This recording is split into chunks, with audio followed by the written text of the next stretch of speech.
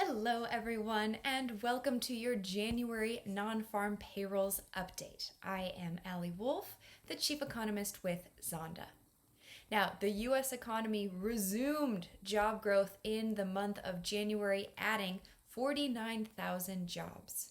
Now, you can see on the chart, this is a little bit of a relief because we started to go backwards in December when the economy actually shed jobs, but this was to be expected that December, January, and probably even to February, the jobs reports are going to be a lot weaker related to COVID and some of the resulting changes in government reaction and consumer reaction.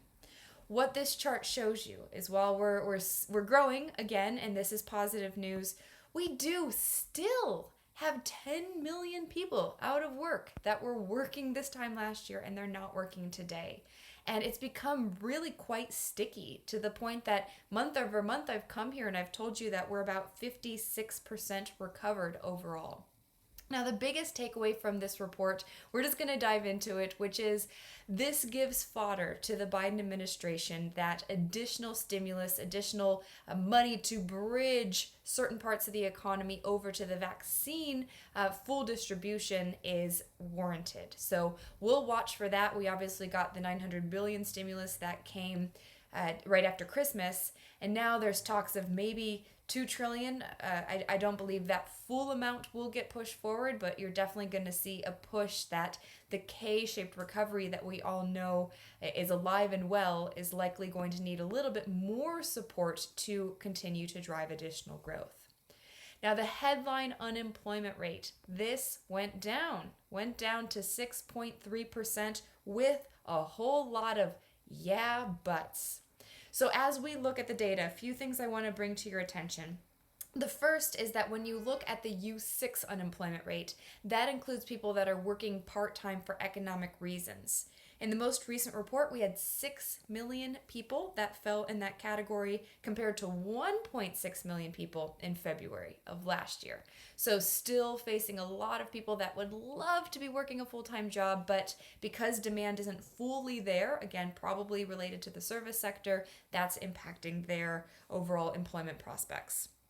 Now, we have 7 million people who are not in the labor force but would also like to be working today. That's compared to 1.9 million in February of last year. So another pretty stark and alarming number when you look at so many people are doing so well right now and net worth is up and stock prices are up and home prices are up, but a lot of individuals are still feeling a lot of pain.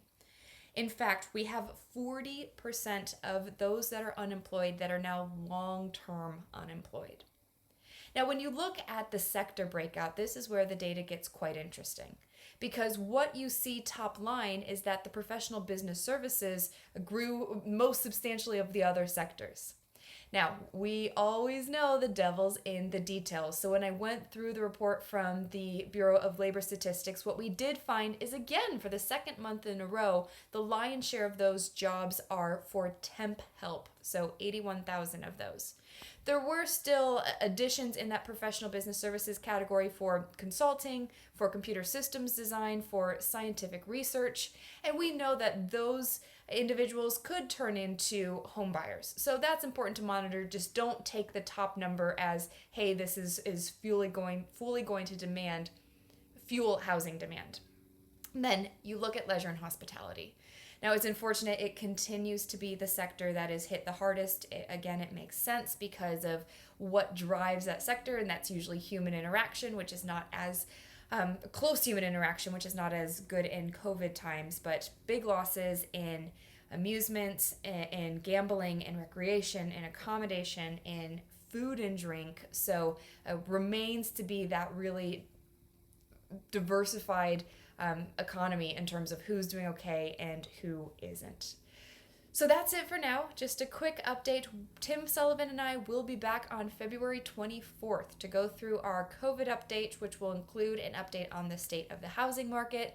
And then we'll take both the housing data and the employment data down to the local level to tell you how your market is performing compared to others. In the meantime, please feel free to go to zondahome.com to learn more about what we have to offer. Thank you.